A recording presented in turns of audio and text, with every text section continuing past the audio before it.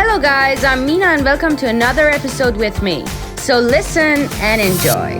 Hector the Snail. Once there was a snail who wanted to be fast. But of course, snails are very slow. They don't have long legs to run with, and they are too small to move quickly. They can't even jump. But this snail, whose name was Hector, had an idea. He decided he would go to a wizard and ask him to swap bodies with a faster animal. If he could swap bodies with an ostrich, then he'd be really fast. So Hector the Snail traveled to find the wizard. He had to travel very far. He went through towns where people said, "Ooh, a snail!" Sometimes people almost stood on him. He went through deserts where he became very dry and found it hard to move. He went through caves where it was very wet and birds tried to eat him. In one of these caves, he found a wizard without a name. Hector the Snail had always thought that wizards are very important people. They had nice clothes and long, clean beards, so of course they had a name.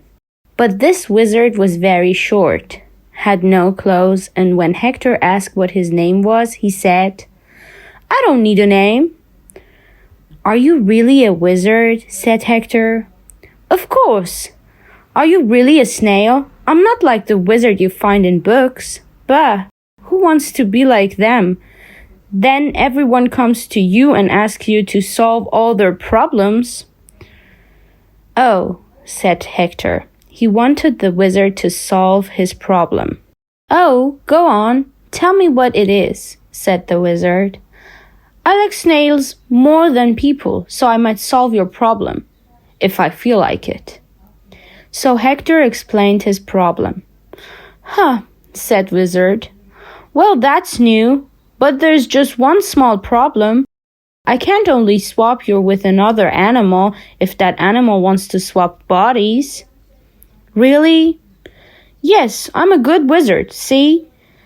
If I swapped your body with an ostrich, I don't think that ostrich would be very happy, and you're not going to find any ostrich who wants to swap bodies with a snail, I think. Anyway, you don't know how to move like an ostrich. You would look very stupid." "Oh," said Hector. "Oh dear," said the wizard. "Am I really getting sad because of a snail? Look, I can't help you in another way." "I don't think you can," said Hector. "All I really want is to be fast." "Well, yes, I can't make you fast," said the wizard. "But why don't you just ride on an ostrich back? It'll be easier to find an ostrich who will let you ride on their back than an ostrich who will let you swap bodies with them." "What a good idea," said Hector. "Thank you, Mr. Wizard. Please call me Bartolome.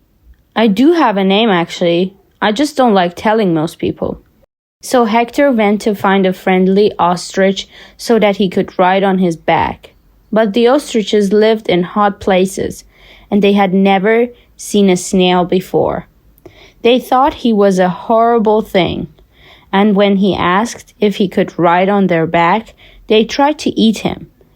Hector was afraid because he thought the ostriches might take his house off his back, so he ran away. Finally, Hector found a farm with many horses on it. He stopped to take a drink of water, but the horses were not happy. "Hey, that's our water," they said. "Go away, you horrible snail." "He's not a problem," said one of the horses. "Look, he's so small and thirsty. Let him drink." So the other horses left, and Hector talked to the nice horse. "I'm Chestnut," said the horse. "We don't have a lot of snails around here. Are you new?" "Yes," said the snail, "but I probably won't stay long. I left home looking for a wizard, because I wanted to swap bodies with a faster animal. But I couldn't do that, so I tried to ride on an ostrich's back, but they didn't want that. So now I'm here, and the other horses don't like me either." "If you want to ride on an animal's back," said the horse, "then ride on mine." "Oh," said Hector, "if it's okay, I would love to, but you probably have humans who want to ride you as well. I couldn't ride your back very often." "I hate the humans," said Chestnut. "Children. I can never run fast when they are on my back, because they get afraid and some of them kick me." "Kick you? But you're so beautiful."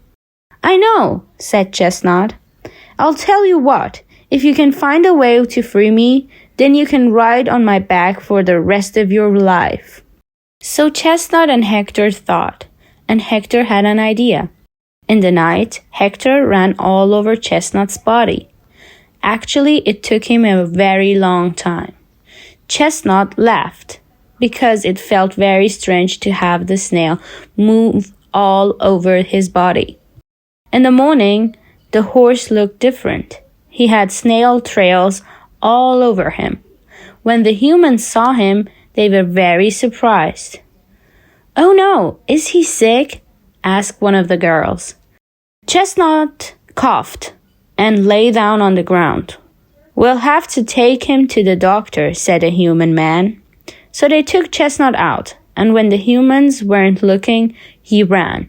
Hector was on his back, and they ran far away from the farm. Because Hector had traveled this way before, he knew where to go. He took Chestnut to a forest where the humans would never find them. "Oh, I'm free," said Chestnut. "That was so much fun," said Hector. "You were so fast, I felt like I was flying." And so, from that day, Hector and Chestnut were best friends. Every day, Chestnut went for a run with Hector on his back. When the humans tried to take Chestnut back to the farm, Hector made clever plans to stop them. So the horse was always free. They lived happily ever after.